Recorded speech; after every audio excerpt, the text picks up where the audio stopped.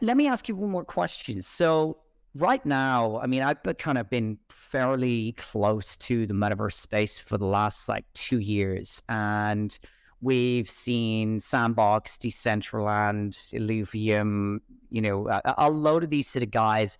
They're all taking a different spin on it, and it's something I kind of ask each one. Where do you see the metaverse panning out? Who do you see being most successful, and most importantly, why?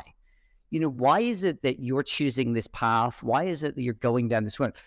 To me, I mean, look, the obvious one is gaming, okay? And it makes sense for games to have virtual worlds to be sticky. But when it's not a game, we need other ways of keeping people occupied, having stickiness, getting them to return, and really making it as an enjoyable experience as possible to be in a virtual world rather than to be staring at a 2D digital brochure. Based on your experience, kind of where do you see this going, and who's going to be successful and why? It's an interesting question because I don't have any specific answer. I've seen so many companies, the ones that you mentioned and others, making this bet. So I'll go this way, I'll go that way, I'll go more towards gaming, I'll go more towards even like making partnerships with brands. So we bring this brand's experience to a metaverse. Some of them were successful, some of them were definitely not successful. I believe it's a bunch of things that we will have to understand from the human behavior. I believe that, there's still this being built of we in this new technology. I don't think we know where we're going to go in this technology for now. So there's a bunch of companies going to different places and sort of, I would say even testing, let's do a fashion week on the metaverse. Oh, let's do a bunch of digital clothing. Let's go here, let's go there. I think eventually we will see a lot of ourselves in virtual, as we already do. So to be honest, I believe that it would just be a change of channel. We currently, how do we entertain ourselves, right? We watch series and movies. We go outside and play something like football, or we play beach tennis. And we have like this need of entertaining ourselves as human beings. And a bunch of these things we do online. How many hours sometimes you spend just scrolling on Twitter or Instagram or call it, right? And especially when you're in a very interesting WhatsApp group conversation, you're like, when you see the time flew and you were like 30 minutes in this conversation or in Discord, I think it's more about like, we will still have this need of interacting, understanding other people's views, building together a bunch of things, but we will have a bunch of more tools to do that, basically. I'm fascinated when I see like a bunch of brands trying to engage with their customers using this new place, let's call it like that. So like, okay, so you can buy and purchase my object in the real life, but you can also have it in the digital life. So this two life sort of thing, we already have it, but we don't have avatars that much. We do have avatars, but like it's not that popular that we care that much on the day by day, not just in gamings, what they're wearing, their outfit and everything. But when it comes to, becoming closer to our experience, that might start popping in our minds. Like, oh, I want my avatar to wear what I wear in the real life. So that it sort of will expand to all of the industries.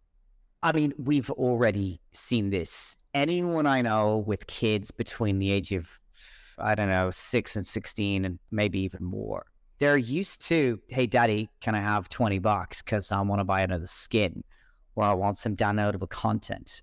I mean, about 2 years ago when I was getting into this, I called up a friend of mine and I said, have you heard, do you know what the metaverse is? And he kind of went, yeah. And I started explaining it to him and he goes, okay. He goes, I have a 14-year-old son.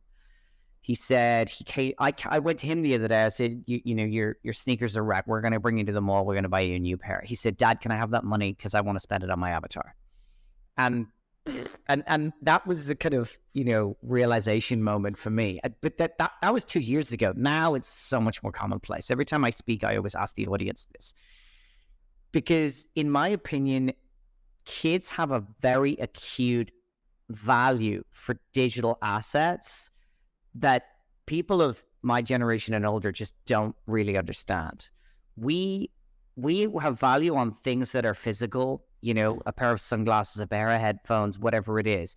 And if something is digital, well, number one, it's easily replicable because I can just email that NFT to my friend and, now I have that, $1 million monkey JPEG on my phone. But do I own it?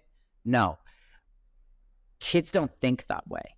They value digital assets, and they see them having value in the same way or a similar way as physical assets, and they don't differentiate as much.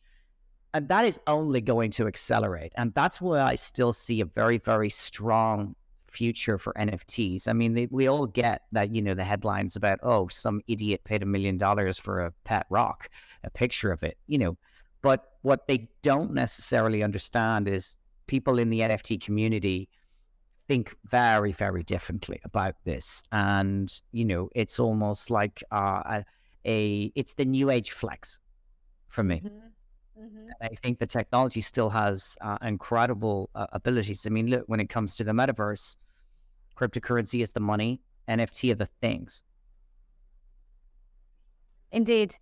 The one thing I remember I had to put in my mind when I was starting my journey to learn more about NFTs, Web3 in general, was, okay, so beside this really nice picture that I know, it's in a blockchain, it's mine, it has value, I can sell it, and all of these things, I remember really being in a conversation, I think it was 3 years ago, and one of my colleagues from work, it was 2020, it was during the pandemic. And she was telling me about, like, there's this thing, the NFTs, this and that.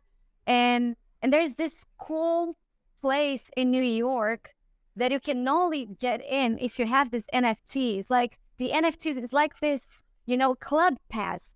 And I was like, okay, now I understand the value. I want this thing. Like, I want the thing that the NFT that I own give me access to.